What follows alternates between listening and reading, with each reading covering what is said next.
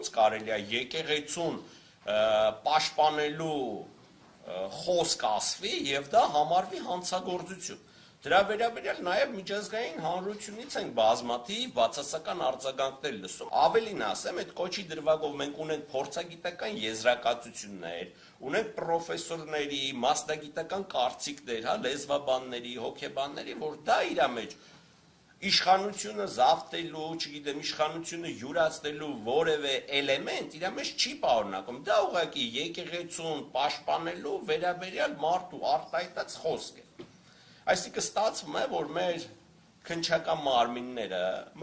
նաև դատախազական մարմինները մտավախություն ունենալով, որ այդ դրվագով բնականաբար այս գործը չի կարող ապրել եւ չի կարող հեռանկար ունենալ, իսկ թե ներպետական մակարդակում, նաև միջազգային մակարդակում իրանք խայտառակվում են, որ նման ապօրինի հոդվածով են մարդուն մեղադրում, դրա համար այսպիսի շինց ու մեղադրանքներ են փորձել առաջադրել իբրև թե փողերի լվացում, որ կարողանան իրանց այն նախկին խայտառակությունը ինչ-որ ձևով քողարկել եւ մարդկանց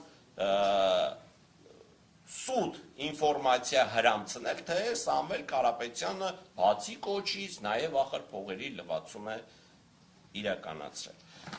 Որպեսզի ժողովրդի համար պատկերավոր դառնա, նաև մեր քննիչների, թե իրանք ինչ ապօրինության շղթայի մեջ են մտել, եթե հեծի աշխատողները կատարել են ձևականորեն, պայմանական վերցած, որևիցե հանցանք, ու դա կարելի է վերել, ասել, ուրեմն հեծի հիմնադիրը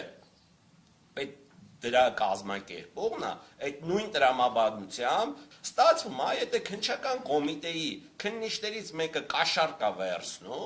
ուրեմն մենք ողջամտորեն կարող ենք ենթադրել, որ այդ կաշառք վերցնելու գործընթացը կազմակերպել է քննչական կոմիտեի նախագահը։ Ուրեմն քննչական կոմիտեի նախագահի հետ նաև երկրի բարձրագույն ղեկավարությունն է կազմակերպել այդ կաշառք վերցնելու գործընթացը։ Այս տիպի աբսուրդի ժանրից ենք մենք խոսում, ինչը թե ես եմ ասում, թե դատական ակտ կայացրած դատավորներն են ասում, զուրկ է ողջամիտ տրամաբանության, ողջամիտ բանականության սահմաններից։